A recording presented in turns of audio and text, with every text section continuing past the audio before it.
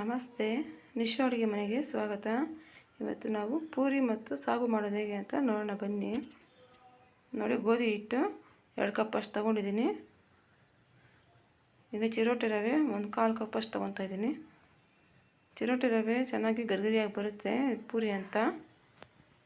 ಸ್ವಲ್ಪ ಉಪ್ಪು ಹಾಕ್ತಾಯಿದ್ದೀನಿ.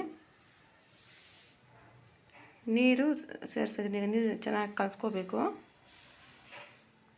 ನೀರು ಅರ್ಧ ಹಾಕಿದರೆ ಹಾಲು ಅರ್ಧ ಹಾಕಬೇಕು. ಹಾಲು ಹಾಕಿದರೆ ಚೆನ್ನಾಗಿ ಬರುತ್ತೆ ಮೆತ್ತಕ್ಕೆ ಅಂತ, ಪೂರಿ ಚೆನ್ನಾಗಿರುತ್ತೆ ಅಂತ.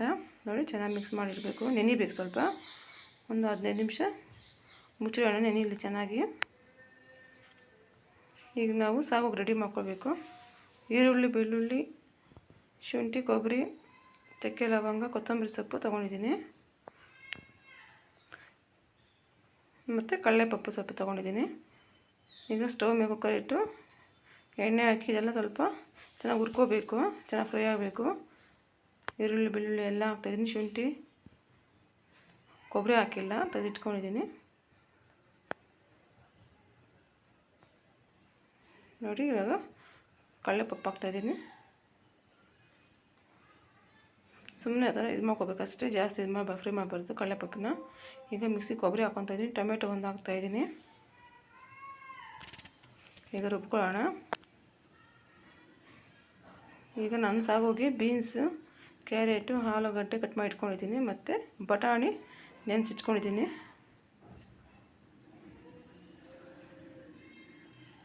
ನೋಡಿ, ಚಿಕ್ಕ ಕಟ್ ಮಾಡಿ ಇಟ್ಕೊಂಡಿದ್ದೀನಿ. ಈಗ ಕುಕ್ಕರ್ಗೆ ಹಾಕಿಡ್ತಾಯಿದ್ದೀನಿ ಬಟಾಣಿ, ಆಲೂಗಡ್ಡೆ, ಕ್ಯಾರೆಟ್ ಎಲ್ಲ. ಈಗ ಮಸಾಲೆ ಹಾಕ್ತಾಯಿದ್ದೀನಿ. ಸ್ವಲ್ಪ ನೀರು ಹಾಕಿ, ಮತ್ತು ಈಗ ಧನಿಯಾ ಪೌಡ್ರ್ ಹಾಕ್ತಾಯಿದ್ದೀನಿ. ನೋಡ್ಕೊಂಡು ಹಾಕ್ಕೊಳ್ಳಿ ಧನಿಯಾ ಪೌಡ್ರ್ ಎಷ್ಟು ಬೇಕು ಅಂತ. ಸ್ವಲ್ಪ ಖಾರದ ಪುಡಿ, ಅರಿಶಿನ, ಸ್ವಲ್ಪ ಉಪ್ಪು ಹಾಕಿ ಚೆನ್ನಾಗಿ ಮಿಕ್ಸ್ ಮಾಡಿ. ನೋಡಿ, ವಿಸಿಲ್ಗೆ ಇಟ್ಟಿದ್ದೀನಿ. ಒಂದು ವಿಸಿಲ್ ಬಂದರೆ ಸಾಕು. ಈಗ ನೆಂದಿದೆ ಚೆನ್ನಾಗಿ, ಕಲಸಿಟ್ಟಿರೋದು ಗೋಧಿ ಹಿಟ್ಟು ಪೂರಿಗೆ ನೆಂದಿದೆ. ನೋಡಿ, ಸಾಗು ಆಯಿತು.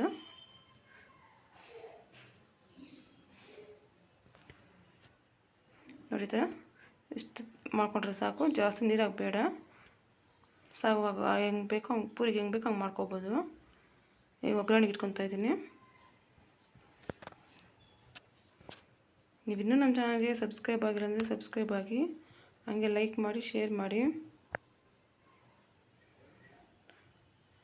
ನೋಡಿ, ಒಗ್ಗರಣೆ ರೆಡಿ ಆಯಿತು. ಚೆನ್ನಾಗಿ ಫ್ರೈ ಆಗಿದೆ ಕೆಂಪಕ್ಕೆ. ಸಾಗು ರೆಡಿ ಆಯಿತು. ಈಗ ಪೂರಿಗೆ ರೆಡಿ ಮಾಡ್ಕೊಂಡಿದ್ದೀನಿ. ಸ್ವಲ್ಪ ತೆಳುವಾಗಿ ಬೇಡ, ಸ್ವಲ್ಪ ಮಂದಕ್ಕೆ ಇರಲಿ ಪೂರಿಗೆ. ಎಣ್ಣೆ ಕಾದಿದೆ.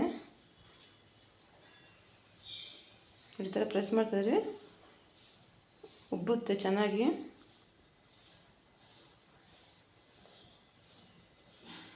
ಅದು ಟ್ರೈ ಮಾಡಿ, ಚೆನ್ನಾಗಿ ಬರುತ್ತೆ. ಚಿರೋಟಿ ರವೆ ಎಲ್ಲ ಹಾಕಿದ್ರೆ ನೋಡಿ, ಚೆನ್ನಾಗಿ ಕೆಂಪಕ್ಕಾಯಿತು ಪೂರಿ.